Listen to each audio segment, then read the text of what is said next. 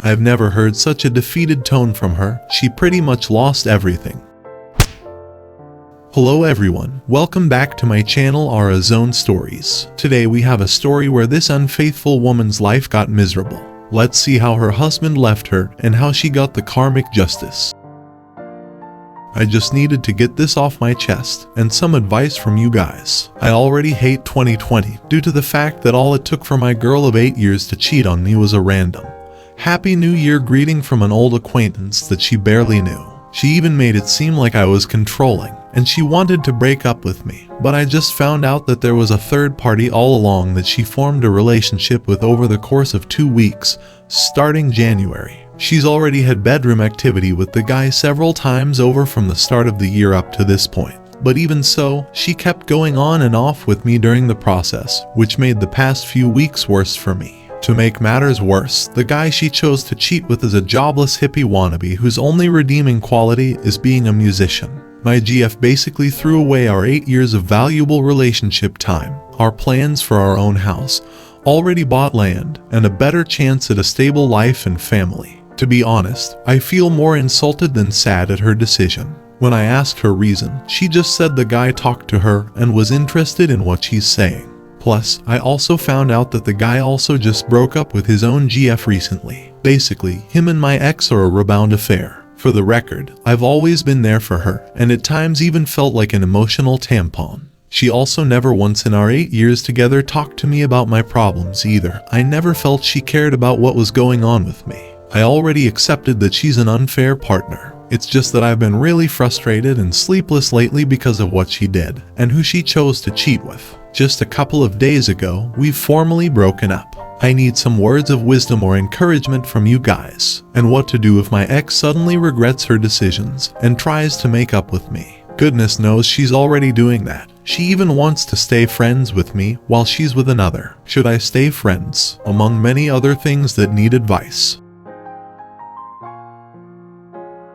It's really hard. D-Day is roughly a week ago. I spent 8 years with her, with the last 2 of those we spent together living under one roof. Now, it's just me in this empty room, empty house. It feels like that song, Bluer Than Blue. I'm having anxiety episodes thinking where she is or whether she's happy or sad with someone else. The urge to reach out to her is very real. She even messaged me a few days ago. I didn't reply. Apparently she wants to stay friends. The nerve, right? My mind is tearing me apart right now. On one hand, all the good memories are urging me to connect again and look for her face, her smile, her cuddles. Every time I wake up I look for her. On the other hand, a more logical part of my mind tells me to stay away because she cheated and that I deserve better and that she never really loved me. But this reptilian brain is just conflicting me. It's like I became addicted to her and are craving what I thought was her love and attention as well as her companionship. It's like the withdrawal syndrome that smokers or alcoholics feel upon suddenly stopping. I'm aware that I need to get over this. It's just really hard. I have no friends since she isolated me, and my family is far away and usually emotionally unavailable. I'm all on my own. I did try dating apps and have met some girls more beautiful and more relatable, but I just keep remembering her as I chat with them. I don't even feel like I'm ready for another relationship yet, or for rebound bedroom activity with anyone. The weightlifting and a high-protein diet keep me physically healthy, but I feel like it has diminished psychological effects, since I was already working out, while the ex and I were still together. Any loner coping advice or mechanisms you guys have that could be of help? I'm an introvert, so making new friends is next to impossible for me. Psychological or psychiatric help is also nearly non-existent where I live, so I fear that's not an option for me. Work is keeping me busy, but she's still on my mind while I'm doing it. She's always on my mind in my waking moments, sometimes even in my dreams. I appreciate any encouragement that can get me through this stage. I know I can't cave in and message her. Other parts of my brain are making it hard. Edit. Forgot to mention that I cannot block her yet on social media, as we're still splitting finances and assets.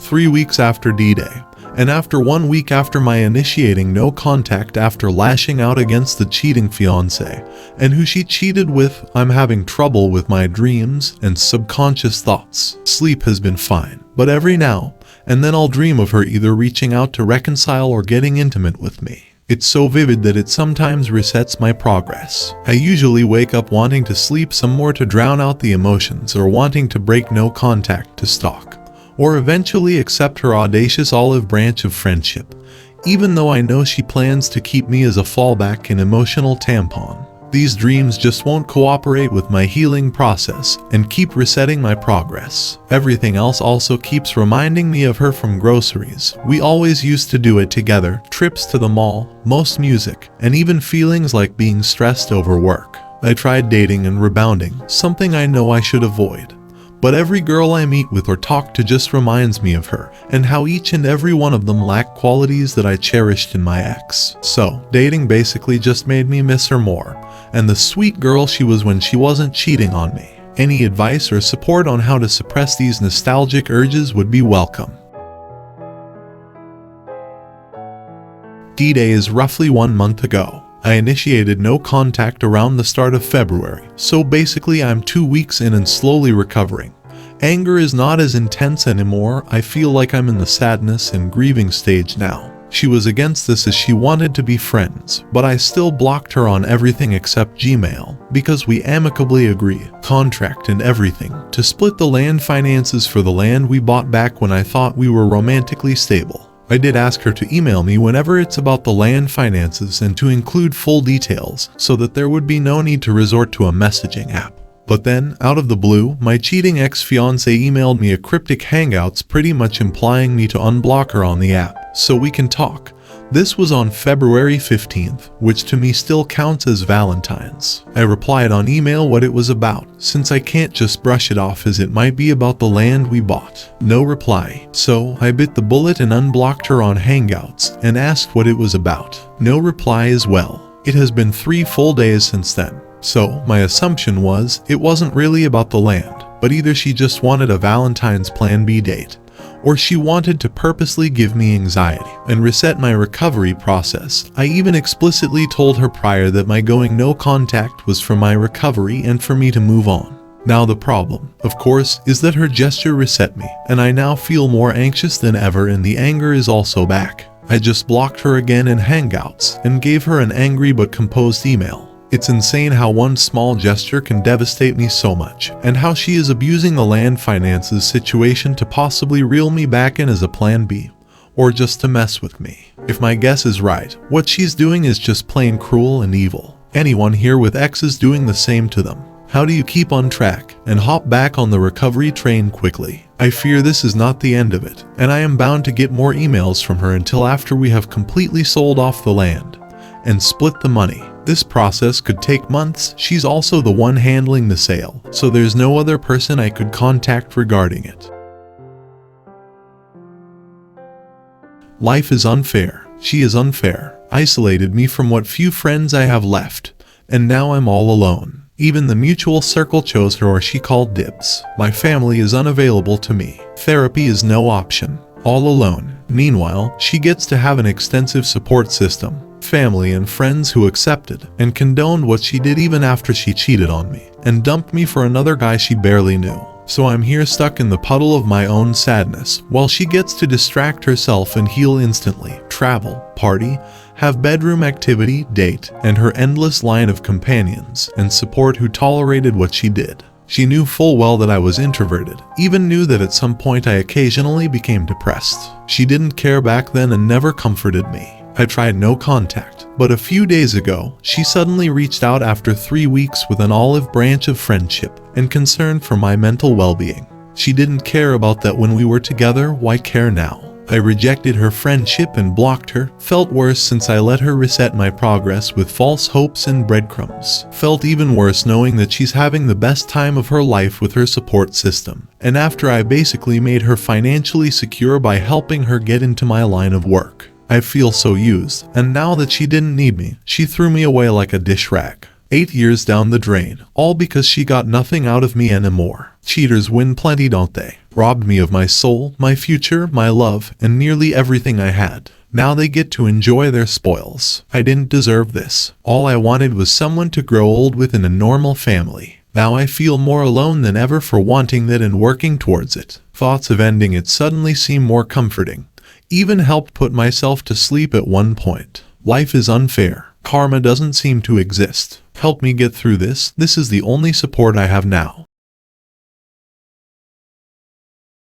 I just needed to get this out. It's causing me a bit of anxiety not having anyone to talk to about what happened to me last night. Some advice or insight is welcome too. I know my friends and family are now experiencing compassion fatigue with me, so I turn here instead. Fast forward to yesterday. After ignoring her emails asking how I was amidst a region-wide COVID-19 lockdown in our country, she proceeded to call me in Hangouts. I didn't expect anything, and didn't care much, but I was elated having a bit of power over her since she practically chased. So, I answered, and we talked, but I made sure not to show any emotion or interest in friendship with her, and not show much information about myself. I just kept my answers minimal, and as concise as possible. She opened up the call by saying she was sorry, because the breakup was messy, even though she's already said sorry many times before I even did no contact. She never apologized for the affair, though, probably wants to avoid acknowledging it. I found this weird, so I just replied to her okay and said, doesn't matter to me really, because it really doesn't, and I was starting to move on.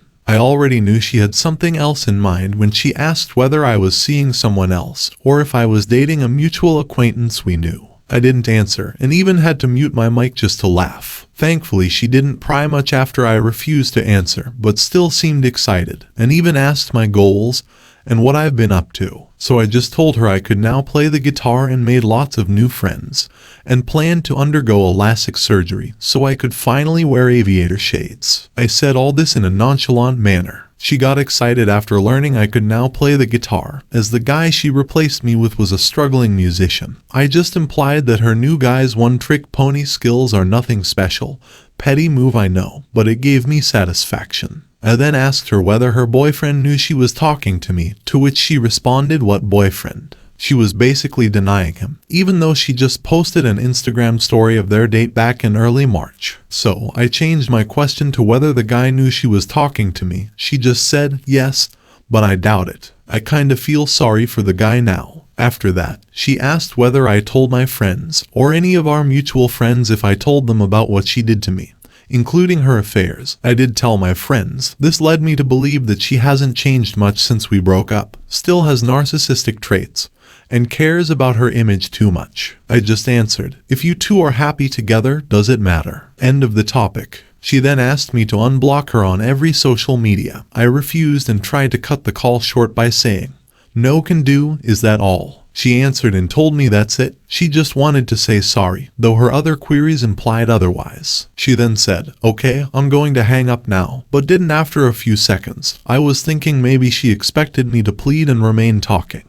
but I seized the initiative and hanged up first. She hasn't disturbed me since last night. I also didn't initiate any contact. Gave me a bit of anxiety, but nothing I lost sleep over, even slept well after the call. Though I did wake up confused, and with intrusive thoughts the next day, today thinking that maybe she was just breadcrumbing me, or she was just bored because of the cabin fever, or doesn't want me to move on, probably wants to keep me in the back burner. Either way, several weeks of no contact and new friends or prospects made me realize my worth, that I'm no one's plan B. She was probably expecting me to initiate getting back together. She got used to that in our on and off relationship, so she could put me back in her orbit, or probably even 2 times. All in all, I thought my gray rock response has been decent. Any thoughts, advice? Thanks to those who wish to discuss. I appreciate all the help and talk I can get amidst this troubling lockdown.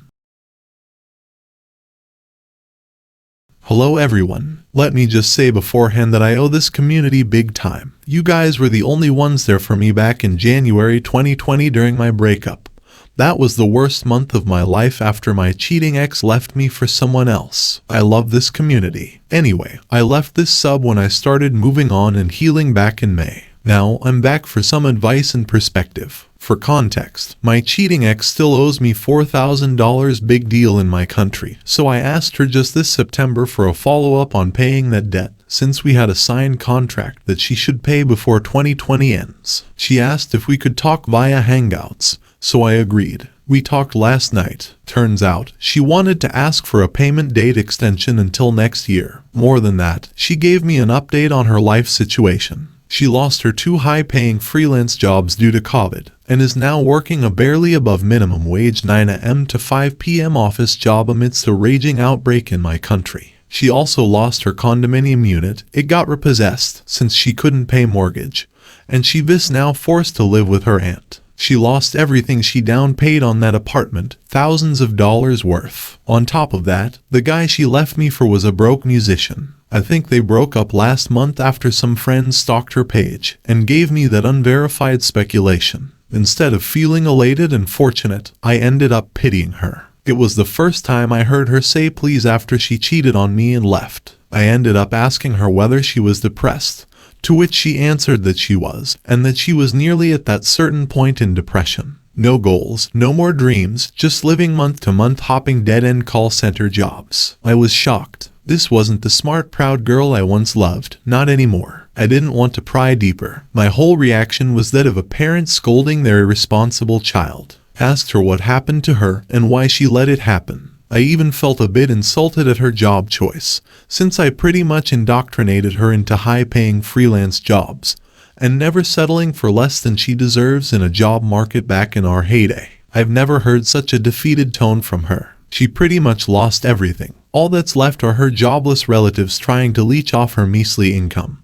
Breadwinner culture in this country is insane. Now here I am, losing sleep at what I thought would give me a peace of mind. Several months ago, and before COVID, I would have laughed at her for having that kind of karma. Now I'm just deeply concerned. I even considered giving her some of my work to help her. I was also dead set on giving her that extension until I suddenly remembered her capacity for lying, and all the pain she inflicted on me. So I hesitated and just told her that I needed to think about that extension. Trauma and trust issues are still there, I guess. I am considering the extension, and it would seem like I have no choice since she won't be able to pay on time anyway. I definitely don't want to take it to court. That's like kicking an injured person. I don't want to drive her to be crazy because I know how that felt when she did it to me, and I fear that she might not be able to handle it. Did I do the right thing in telling her I'll think about it? Or was I too harsh and callous? This was not what I expected at all when I hoped she would get karmic justice served to her. What do I now? Thanks for hearing me out.